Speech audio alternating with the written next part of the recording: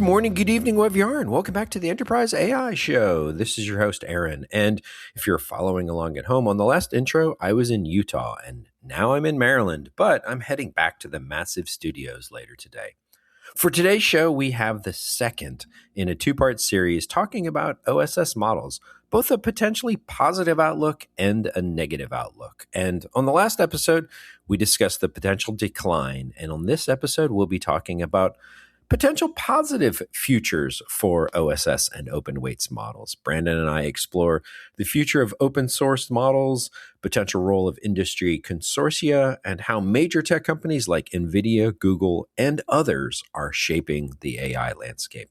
We discuss the potential for open models to become industry standards and the strategic motivations behind these moves.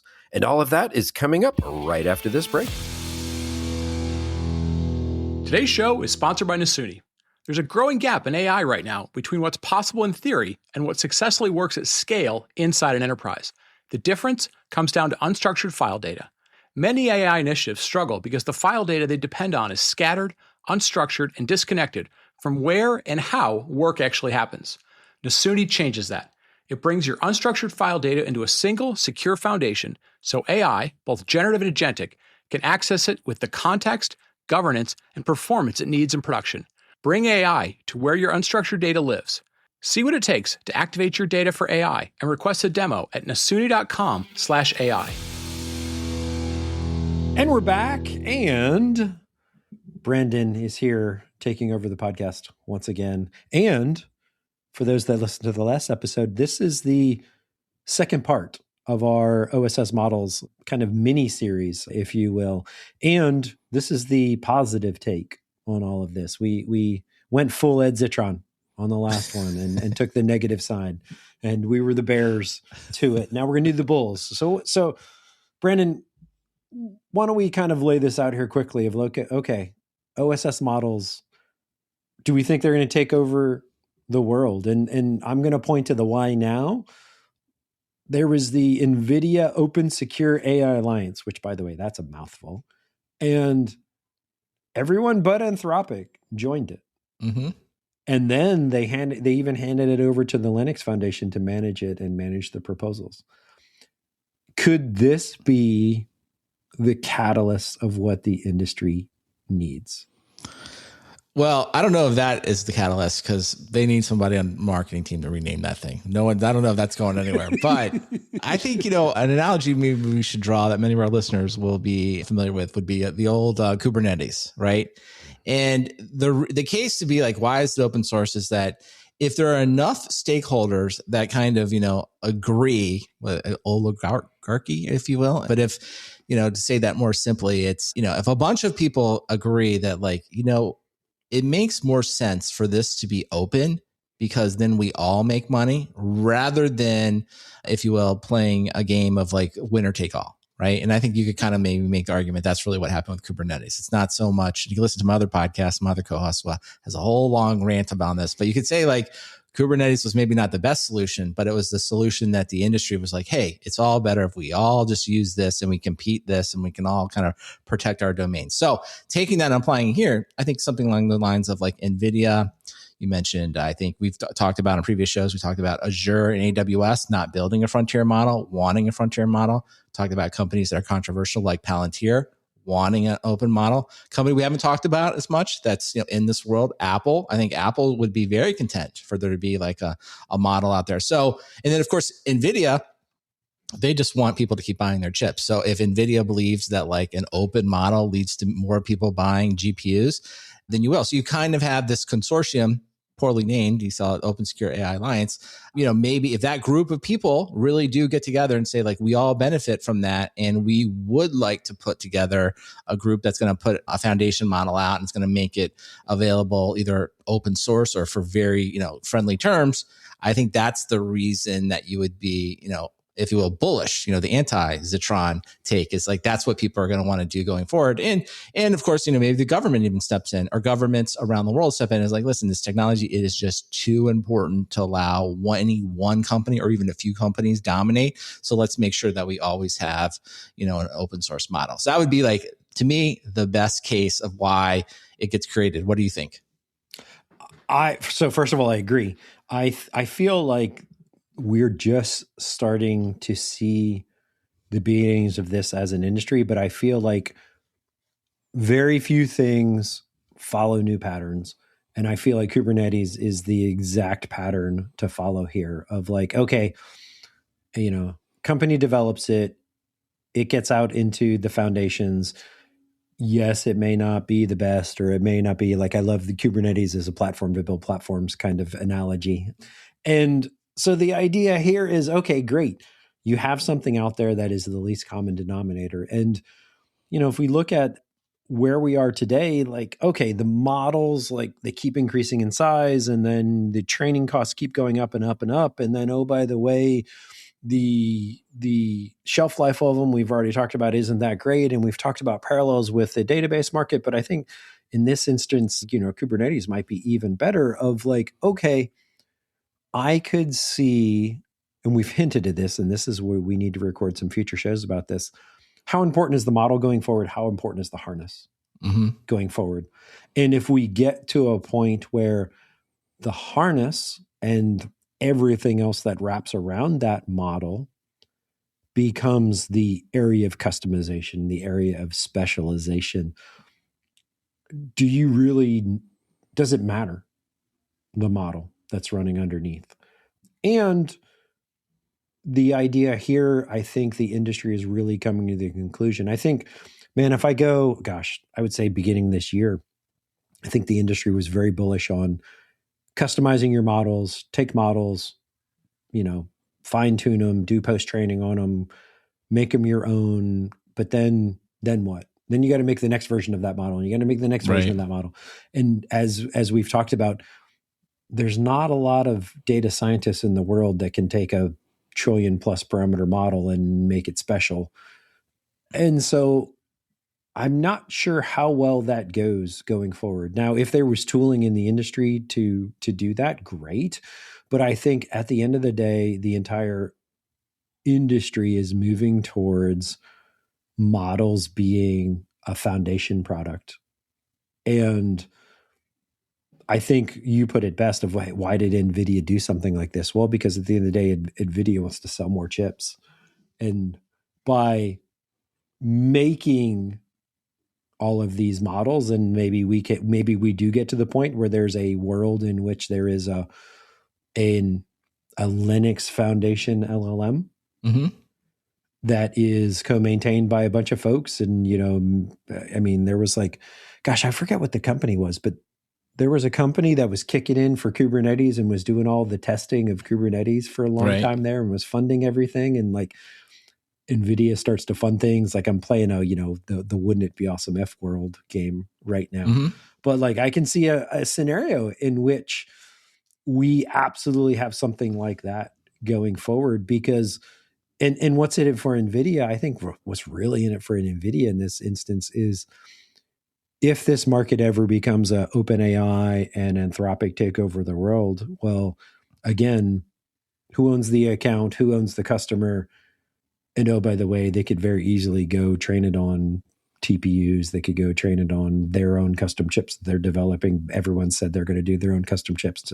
So NVIDIA needs to do something to keep the world interested in their layer. Yeah, and of course they have a lot invested. Obviously the CUDA, and they have the whole proprietary stack and things like that. So you kind of think about it for them. It's like, well, let's keep the model open source, but let's keep the tools and how to do it and how to utilize GPUs in the most effective way. Well, let's keep that as our proprietary, features that differentiate us. So that'll be interesting going forward. And then of course, I just think Apple is just such an interesting wild card here, right? Because, after essentially just completely missing on AI completely, and I've used the recent beta of the new stuff. It's not so much that the new Surrey is great, but it's sort of table stakes. And it's just but when you think of the scale of Apple and local inference and running these models and I don't think they have any aspirations to if you will, build and sell models for the enterprise. I think they just want to make sure that we keep buying these $1,000 iPhones that are going to probably be $1,500 or $2,000 going forward. So I just think there's almost like this sleeping giant that's just trying to figure out like what it wants to do. And then if you look at most of like Apple's foundational stuff, a lot of it is open source. Like obviously, we talked about that on previous shows, right? A lot of this is just Unix and stuff, and they kind of bring their own special, flavor to it. So, whether it's that, or, and of course, then we have the whole Android ecosystems and we have other ecosystems out there. So there is, there's just going to be a lot of momentum to be like, where do these models go? And as people that have different business models selling a device, they may have different motivations, and their motivation may very well be to like, let's keep it open source. Just like the motivation today for sure for Azure and AWS is like, they would like nothing more than great open source models that they can host. And then, and then all these things, and you kind of touched on it before around the harness. It's like, one thing that we know, it makes me a little sad, but this is the life I've chosen in enterprise software, is like, all these companies want to grab the model and they want to like put all the enterprise stuff around it. They want to put observability and security and scalability. And then you got all these consoles, and it's just like, part of me is like, I guess it's a necessary evil, but it's sort of like, that's what they do, right? That's all the stuff they do. And no one wants to do that in open source. No one's like, I want to work on the identity access management for an enterprise, for an open source product. No one does that, right? They leave that to the vendors. So there's a lot of motivation out there to actually do that. And then, like I said before, it's like, you have Anthropic, you have OpenAI, and it's just like, this is the part where I always acknowledge that we just don't know. I don't know. Like it's been explained to me, and I've watched a lot of the videos about the mathematics, about how they create all the models. And it's very interesting. And it's just always like, who knows? It seems to be, it's not like someone just creating an equation. It's all these super smart people taking information from different disciplines, and they kind of like, the scientists kind of just wrap it together, and then boom, something great comes out of it. So that's the part, like, I just never know. Maybe that happens somewhere else, and maybe that continues the proprietary stuff that goes on for a long ways. But if it's just what we know right now, and it's just about getting better at that, then that really does lend itself for something that would be open sourced or trending more towards commoditization than anything else. Yeah. And so I want to go back to Apple, because the Apple thing is super fascinating to me for actually a couple different reasons. I mean, it's semi-well known, although they never talk about it. Apple really uses, most of the major OSS projects that are out there. They are really big, both consumer and oftentimes quiet contributor to a lot of the open source. Absolutely. Today. And I could see a world in which they absolutely become a player in this quietly behind the scenes, never publicly. Mm-hmm. And it would be interesting too, and maybe I'll ask you, since you've played with the Siri stuff, like I'm super interested too, is like, okay, are they going to do small models on device? Are they going to do big models in the cloud? Or are they just going to farm that out to Gemini? Like, I'm so interested in the potential architecture around something like that. And will OSS models play a part in that? If there was a company that ever did kind of lead the way, actually, I could be them.